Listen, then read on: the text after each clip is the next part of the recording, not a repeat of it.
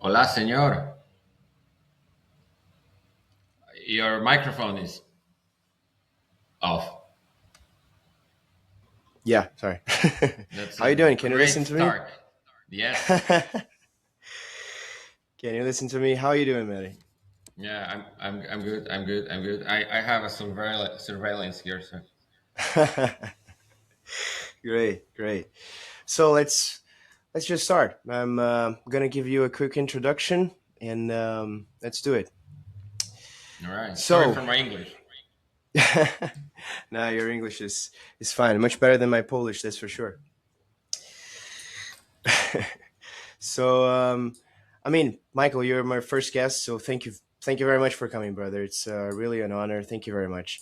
And just for a quick introduction for everybody who doesn't know you already, today I'm speaking with Michael Jan, Polish creative consultant, creative director, working at the intersection of cinema and artificial intelligence. From collaborating with leading AI companies like Popcorn, Topaz, Xfield, to building production systems through his own company, iPro1.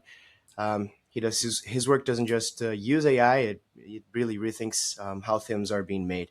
And in his latest film, Broken Arrow, he which has already been recognized across international festivals from Seoul to Los Angeles, marks him as part of a new generation of filmmakers redefining really cinema. So, Michael, thank you very much, man. Thank you very much for being here with me today. Thank you very much for inviting me. Then. So, I mean, before we before we speak a little, about a lot of things, because you're in Cannes right now, um, I would like to know actually because like we met each other in here in Paris and in Amsterdam last year, and I don't think I had the opportunity to ask you that in person. But I mean, I'd like to know like how did you get into AI at first? Because it's such a new thing. It spans back to I don't know maybe the 2020, 2021, something like that. And as far as I know, you have a huge background in documentary and TV in Poland, so and cinema. And I mean, I'm curious about how you got from that to where we are now, from generative AI. I think that there were like several reasons I went into AI. First of all, I started with game development. My first job was testing betas of Sony Computer Entertainment games. So I work on the intersection of first of all, I started with game development, and then I went with trailers, teasers, and animatic cinematics. So that was like smooth transformation for me from game dev into the cinema. And then I listened to my grandma, who said like, "Why are you working with games? That is like there's no future in games." So I like, yeah, I always loved film, so I went to film school after finishing all the other studies, cultural and anthropology and all that stuff, which is basically non-employable, any kind of non-employable studies. But what I'm trying to say is, and I was working with for broadcast corporations. I was working with traditional legacy media, and when war in Ukraine started, I took a camera and went to film the war. And I took the heaviest camera that was possible.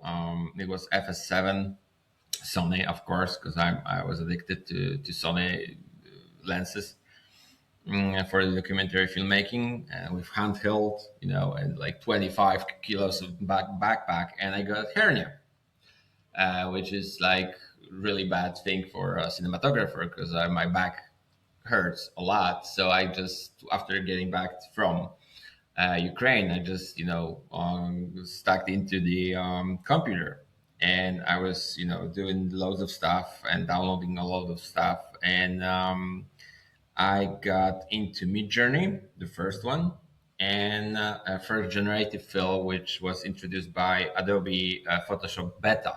Back then, it was a beta, and I was like, "Oh my god, this is so cool! I can generate stuff." It was shit back then, but it was so cool. And of course, like NFT and all that stuff. I went through it. I didn't invest in that, so I'm really happy. But at the same time, I started doing loads of stuff with the first generative stuff. I think it was like 2023 or something, maybe late 2022. I don't remember to be exact. But it was only for fun. So I always consider myself as a filmmaker first, and not an AI filmmaker. And I think that the real journey started when I got in touch with Comfy UI. So there was a huge backlash. Oh my God, it was like 2024 June, I think, or something. So there was like a LLM vision backlash. So there were like some kind of SQL injection or whatever. And I read up about it in the Hacker News. And I thought to myself, okay, so they had a backlash, so probably now they are safe, and let's check it out. And I started working with Stable Diffusion, and yeah, and now I'm here in Cannes, second year in a row. Yeah, I mean, as far as I know, you are really one of the masters, one of the top guys in Comfy UI. But your answer was very interesting for me because I mean, apart from all the AI things you said, you also mentioned the war in Ukraine, and I mean, I had absolutely no idea that you actually went there, actually filmed it. Can you tell me a little bit more about that experience? In which part of in which part of the Ukraine did you go? Was it in the first year of the war, or how was that? Did you, did you get shot? For Yeah. So example? no, no, no, no, no. Although I've heard some shots. Let's say so. I was always interested in war dramas. I love Ridley Scott. I love Stanley Kubrick. I have my Full Metal Jacket poster. I have my Black Hawk Down poster. I know those films by heart.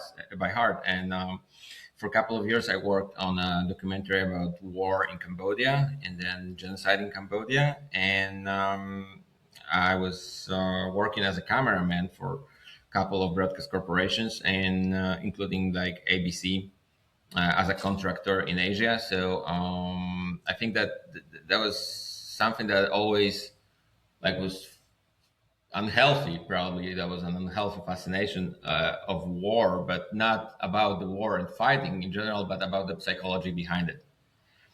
So I went to Ukraine on the third day of war.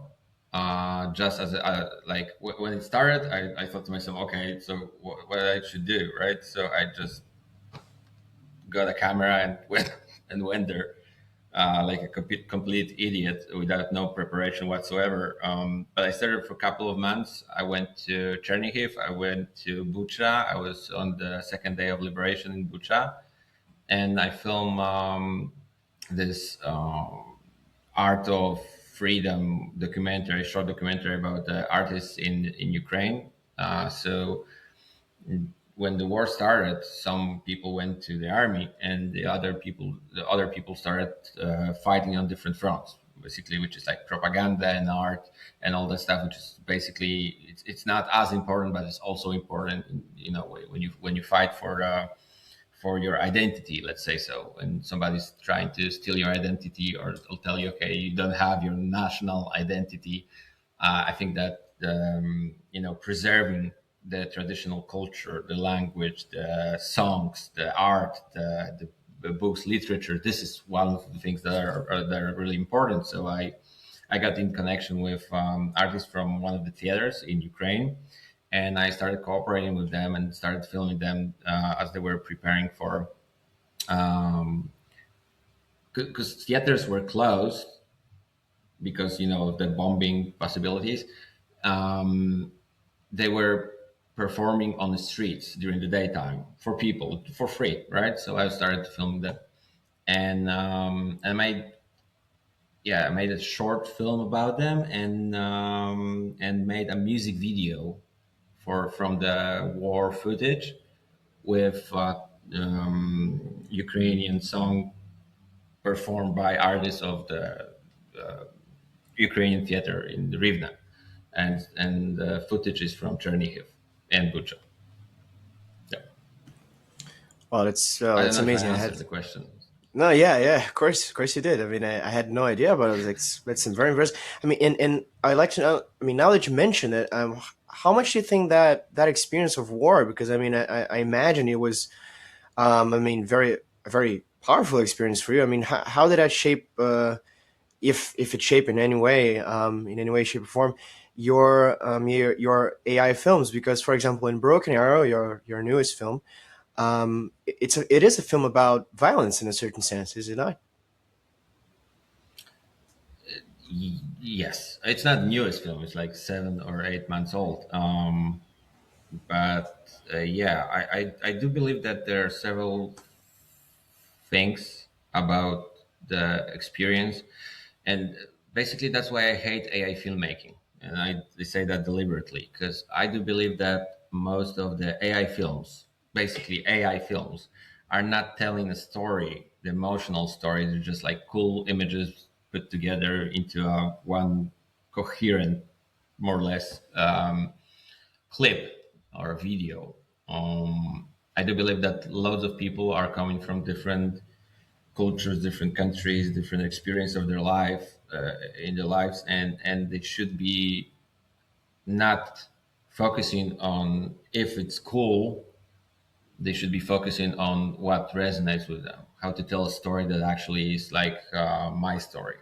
Like I met, for example, a really talented guy from India, and he was making films about LA robots or whatever. And I was like, dude, why have you ever been to LA? Have you ever, played with robots or whatever? No, he was just, oh, this is cool. Like this is like robots fighting. This is cool. And then he made a film about his about slums in the city he's living with AI. I was goddamn amazing film. I hate the robots, though. You know what I'm trying to say.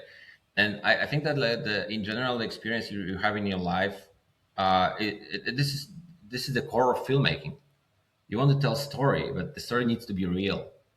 It's not like it's not story about bullshit and cool images because it's not hard to create great image right now. You just use Dance or whatever, just type up, make a great scene, and it's going to be there. It's about telling a story that is actually not only coherent and consistent. Those are important things, and like with of course technical abilities, you can deliver that. But also what resonates with you, what is honest, what's important for you, what is important for your community, and then I'm in. I want to follow your story. I want to follow real characters. I want to follow real protagonists. I don't want to watch films about Poland made by somebody from Australia who never been in Poland because they don't know what goddamn they're talking about, right?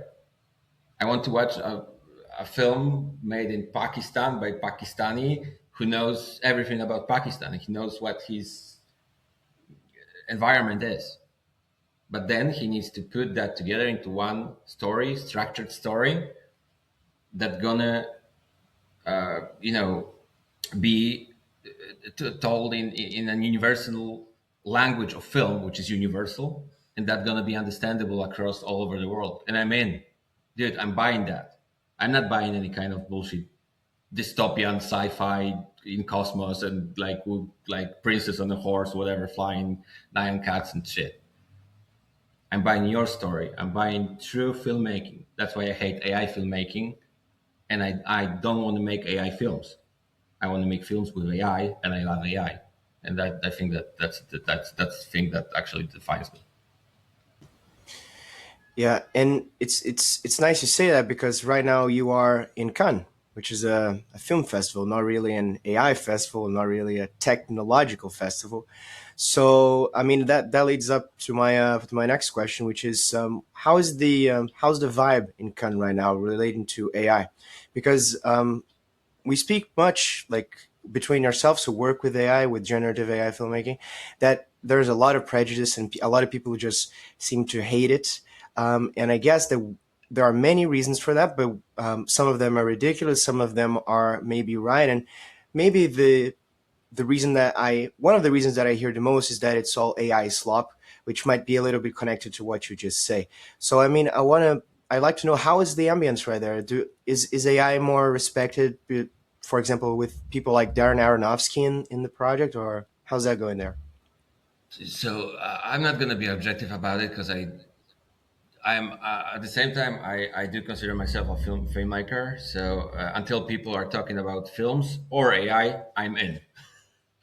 Right. So it's good. I know that traditional, like last year, oh my God, I there was so hate towards AI. I remember I went to Moescher and I met this like old producer lady from the UK, and I just said something about AI to one of the distributors, and she actually attacked me, and I was like, it's like I haven't said anything about you. It's like I just mentioned I do AI films. She's like, no, you AI filmmakers are so shit, and like work hard. And it's like I do respect you. I don't have anything against you. I just want to implement whatever I know. I want to implement that with AI and to do the best I can. I don't have anything against you. And this year, I was approached because I got this FAI badge, and it's like the irony kind of a thing that we do have here. There was a FAI party, but hosted by AI people. So, like, I think that in general, people like Darren, and Darren was like, it was probably the greatest panel I've ever, you know, seen live. He was so conscious about what AI is and how we can elevate the stories with AI, but still keeping the human spirit behind it. He actually had this like hat, like human or nothing. And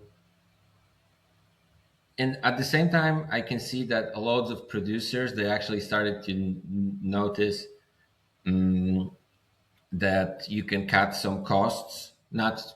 I mean, and of course, there's going to be layoffs in certain departments. I do understand that, but at the same time, isn't it crazy to make films for $120 million instead of doing 10 great films for like 25 or like 10?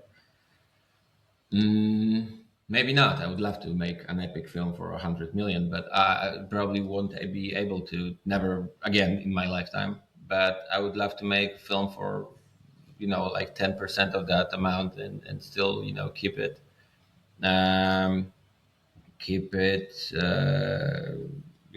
epic, let's say, because epic films were out of the window for many years, or for decades, since the beginning. I don't know if you remember, but there was his name was Alejandro from Argentina. That he made Carousel. Do you remember that? Iñárritu? No, he's No, no, Mexican, no, no, right? no, no, no, no, no, no, no, no, no, no. The AI filmmaker from Argentina that we met in Amsterdam. He won Oh, with yes, his film yes, Carousel. yes, yes, Yeah. yes, So, yes. so during his panel, Andres, he said, Andres, "Andre, I'm sorry, Andres. Andres. I like your film. I do like. I know that we're friends on the Instagram. I just forget.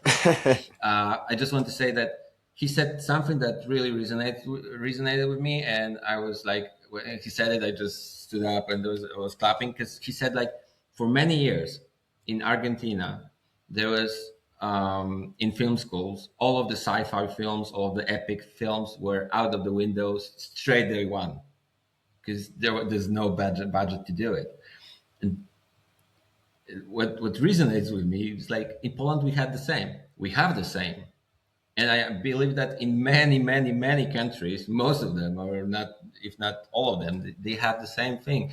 All of the filmmakers are being set to, lower their expectations, to lower their imagination, to go down on just to decrease the budgets.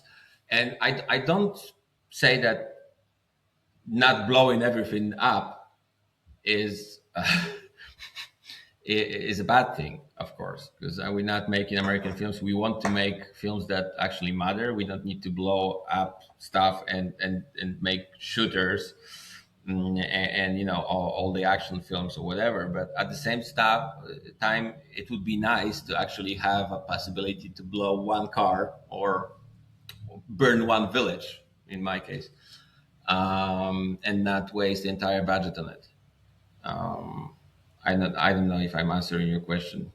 I, No, you are. But yeah, from yeah, I mean, of course, that makes a lot of sense because I guess that one of the things that AI does is that it gives you the possibility to go some places that you couldn't before. You just couldn't. It was just impossible.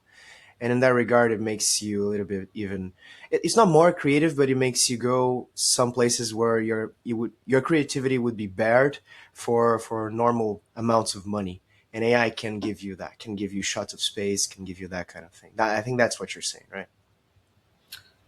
yes, yes, but at the same time, yes, yeah, yeah, I cannot agree more. I just wanted to say that at the same time, it's not about going over the top and doing overkill films with only action and whatever. It's about storytelling first, but it's cool to have a possibility to not first lose all your budget or just cut out the scenes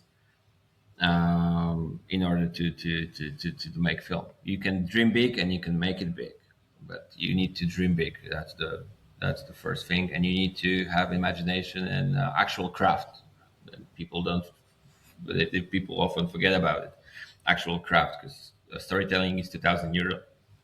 I'm sorry, 2,000 years old, and it's not going to change because one technology. Yeah, and do you have the impression that nowadays in the AI filmmaking space, especially in social media and wherever we can watch AI made films, do you think that the filmmakers they are mostly preoccupied with showing off their technical skills and forgetting a lot about the the storytelling capacity? Yes, of course. Um, Hence slop, because it's a game of attention. If everyone can make something cool, it's like you need to be cooler than everyone, right? So it's a race who will get more attention, who will actually make bigger slop, to be honest, and who will trigger more people. That's why I made the film that I'm actually finishing right now, 20-minute documentary. It's called Slop. It's not any kind of slop like.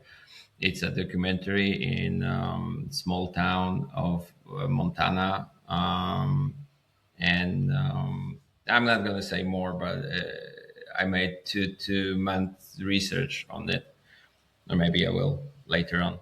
But yes, it is a game of attention, and I think it's like kind of a vicious circle because AI slop haters they hate slop because creators make slop and creators make slop because they need attention, but the more slop haters click their slop or comment on their slop, they actually turning the wheels of attention. So just do your things, guys. Just both of you, like just be yourselves. I don't know how to say that. Yeah, I see. And now going back a little bit for like to the idea of Darren Aronofsky's hat, which you said is human only. Like, is that's what's Human the or hat? nothing. Human or Human or nothing. nothing. Yeah, human or nothing. Taking back to that, there was a very interesting thing that was said by the president of the Cannes Film Festival. I don't know if you saw a woman named Iris Knobloch. And there's an interview in YouTube, which is available on YouTube, and she said, and I'm translating here because I speak French, which is, "We defend the liberty to create for all human beings, but only for human beings." And then she goes on to say this: "A movie is not just an assemblage of data; it is a personal vision. The story touches us because it's coming from somebody who lived, who suffered, who loved, and who doubted. AI knows how to imitate very well, but it will never feel." Now, I guess most people will agree with that, but it's at the same time that she says that um, the AI films are off of the normal competition for the Palme d'Or for the best film. Now, I my two questions are like, do you agree with what she said, and do you think there's a little bit of estrangement here between saying that, but also taking away the possibility for the filmmakers like you or maybe even Aronofsky to get a prize? No, I do completely agree with her. At the same time, I think that she doesn't there's a common misconception about AI. Let's say it like that. So, common misconception about AI is that AI is one thing. So, when I'm a creator and I do create with AI, I can do that agentically. I can do that semi agentically. I can create my stuff and then implement AI in order to make it better. I can generate my script, or I can write my script. I can cooperate with any kind of LLM and just talk about my script and then just rewrite it by myself. It's like having a partner. I can sketch my own storyboard and then just use AI in order to speed up the process of actually turning my sketches into proper storyboard or input frames. So there's no one particular AI. This is one thing. And secondly, I do feel that my films, for some reason, maybe I'm lying to myself. I'm not saying that. I do feel like my films are actually like a part of me. Like those are my stories. Nobody else can.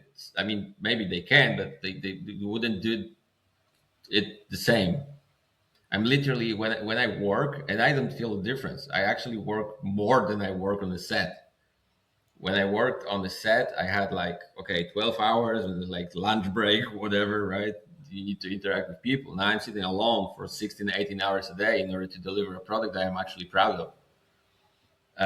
I'm not saying that literally, but sometimes when I cannot get something out of AI that I really want to do and to have in my film, I'm literally iterating for hundreds and hundreds of times. I can spend an entire unlimited plan on whatever kind of provider that I'm working on, or CPP, just for one goddamn shot.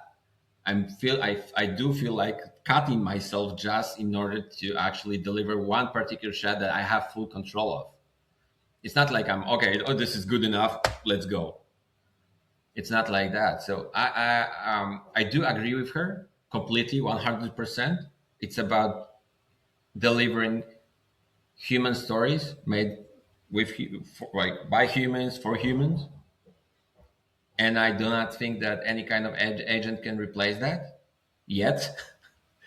But at the same time, uh, I think that there's a common misconception of what AI is. You can use AI as a tool. You can use whatever kind of solution on provider platform on or aggregator, or you can use, for example, Conf UI and build everything from scratch by yourself.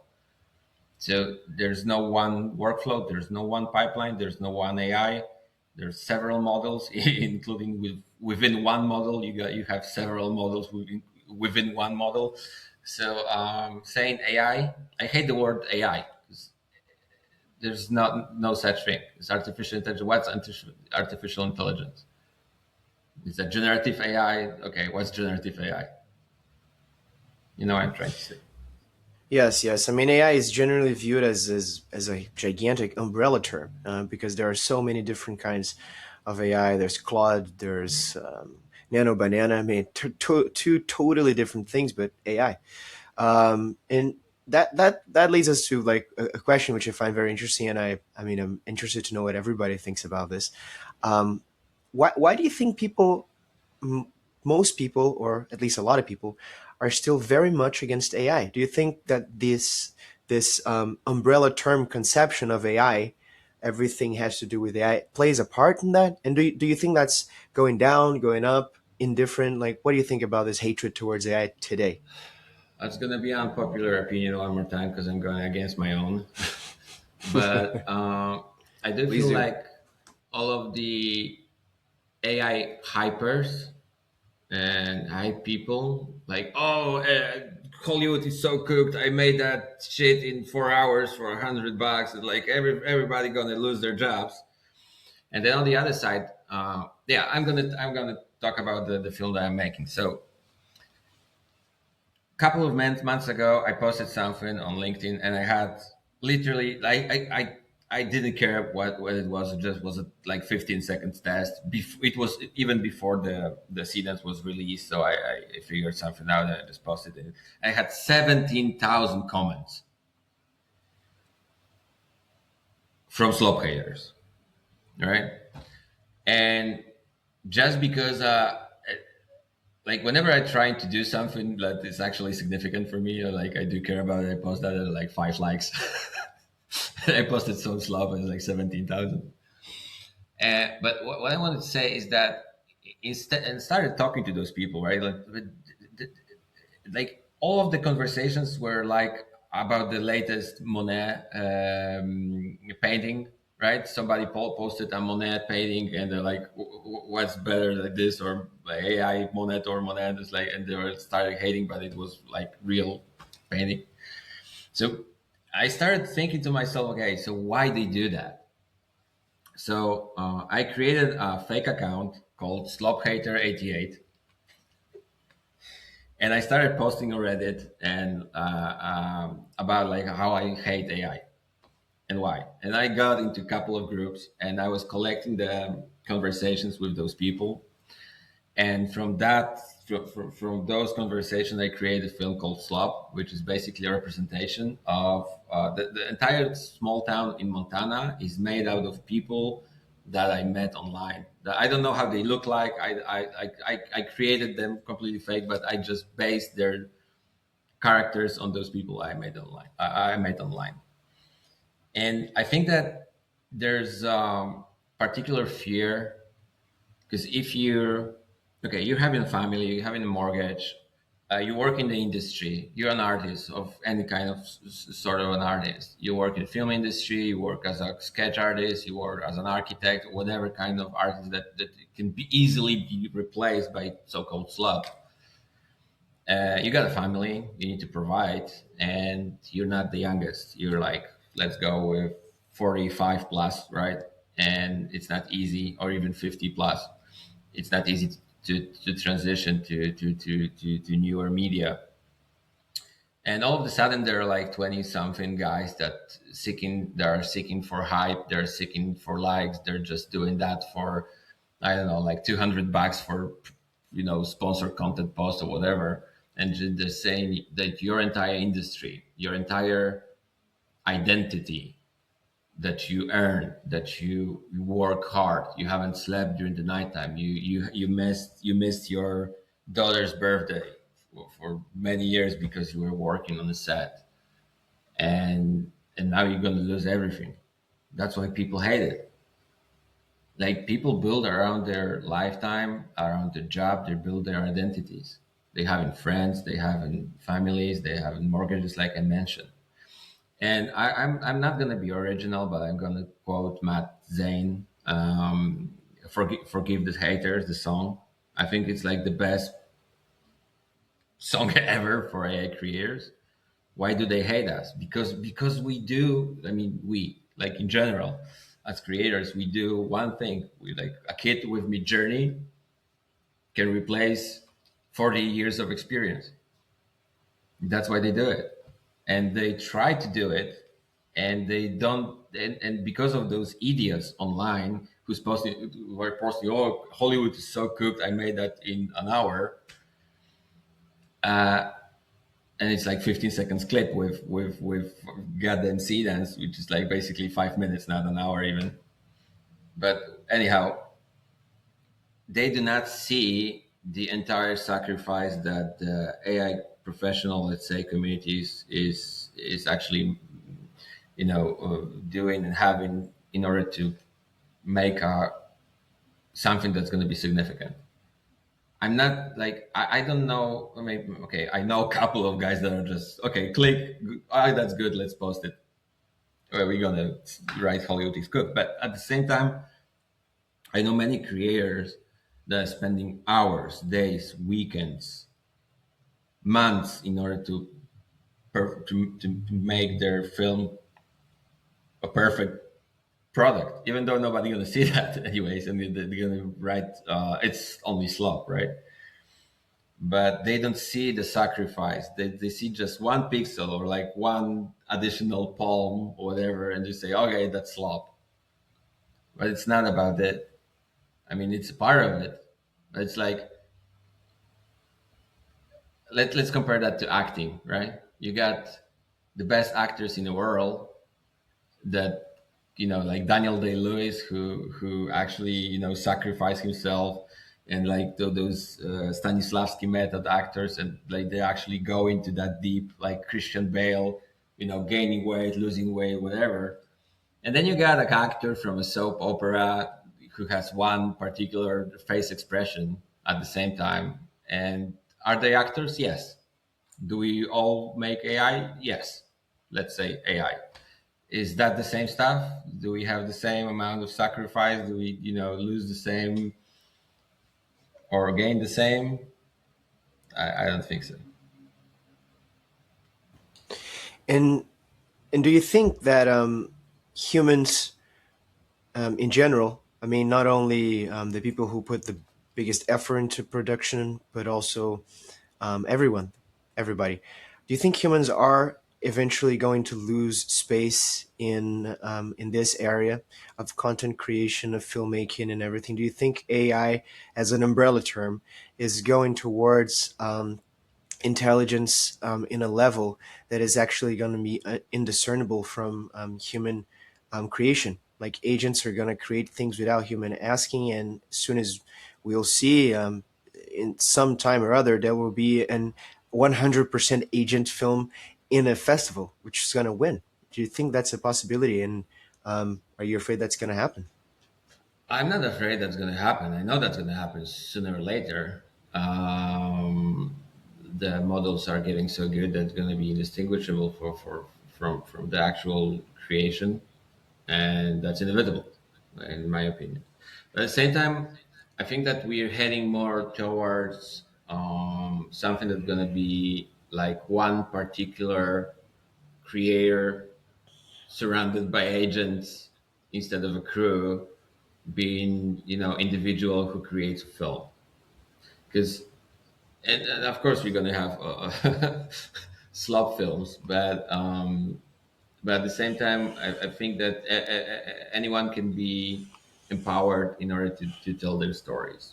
So for a couple of years now we're going to have those real stories made by humans, and the film is going to survive for sure. Storytelling going to survive, structure and human story is going to survive eventually. Maybe, I'm not saying no. But I'm a cyberpunk freak. The IP by Mike Pondsmith, and there was in the lore. There's the biggest award-winning book.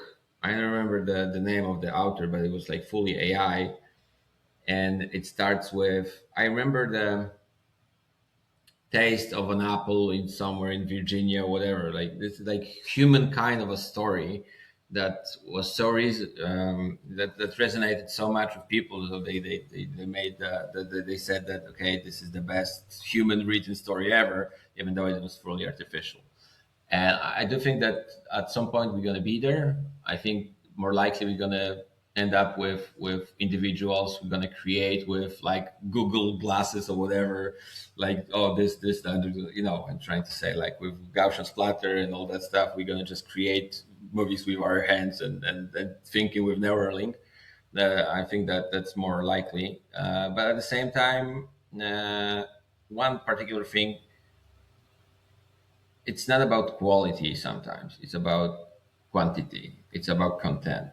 And if big companies, corporations, they do realize that algorithm works in that way, that if I post something meaningful I get 5 likes, and if I post slop I have 17, for example, or 17 million, they just they won't care if it's human or not.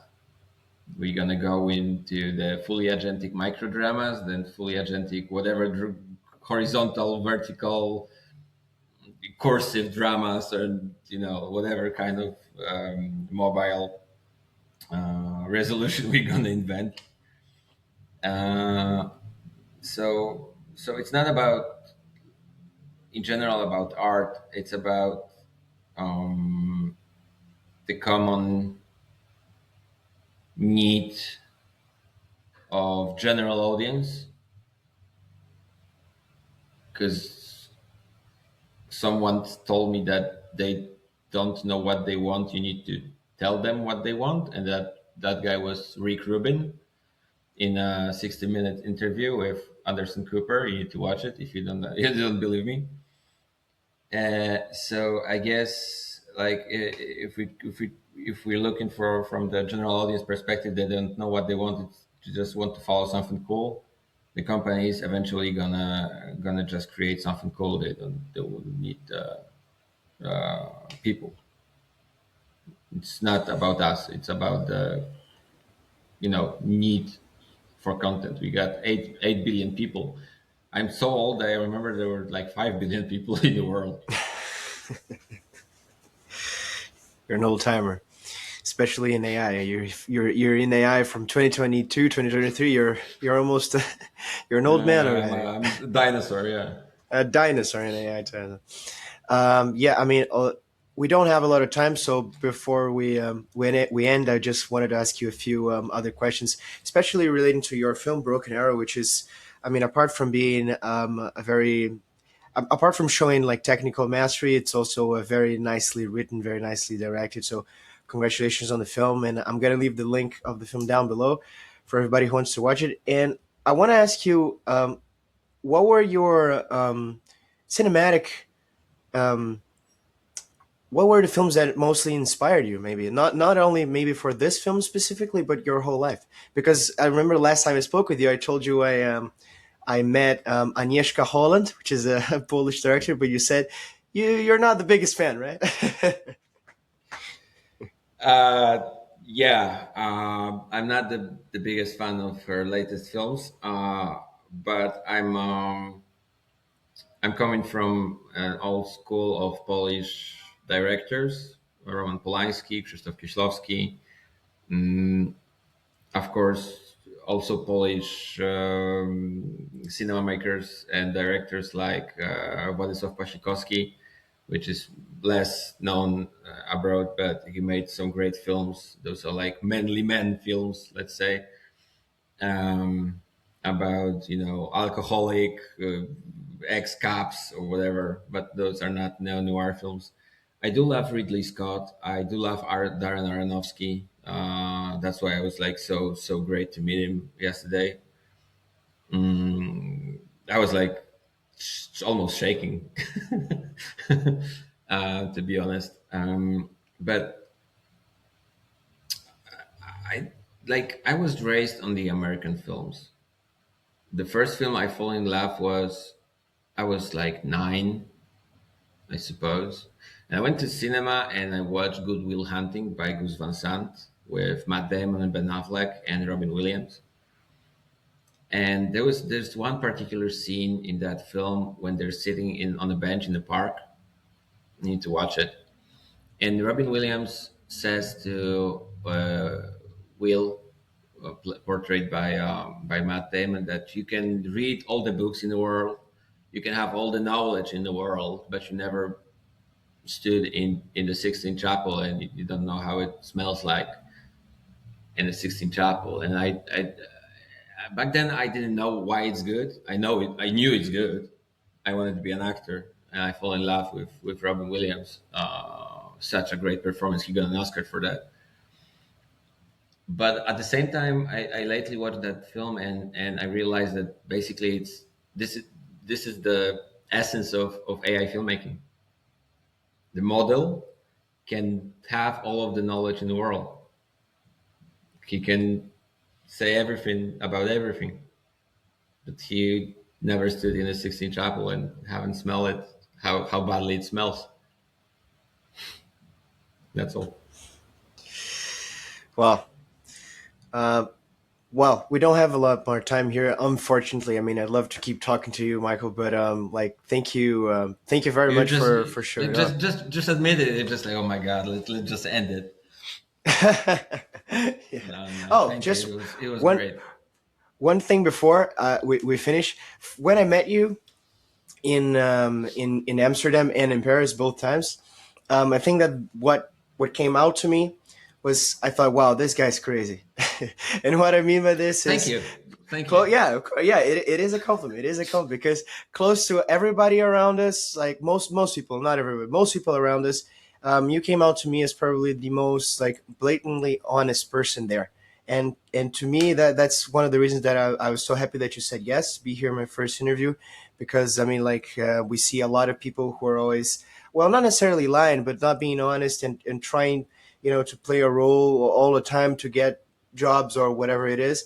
And you come out always as a very, very like, that's who you are, and that's what you say about filmmaking as well, like you do the films that you want to do, and that's very Yeah, I got nice. ADHD, so I say or type faster than I think. And now I with whisper flow, when I code or whatever I'm doing, it's like literally I say it and then I send it and then I read it. So it's a, so yeah, I think that one particular thing about AI filmmaking. So for many years, I thought that my ADHD is it's a weakness, and apparently with 5 monitors and couple of agents connected, it's a superpower. So I can do 5 things at the same time. Yeah, That's great. Yeah, that's probably true. I trust you, man. Well, Michael, thank you very much, buddy. always a pleasure. Thank you very much, Always a brother.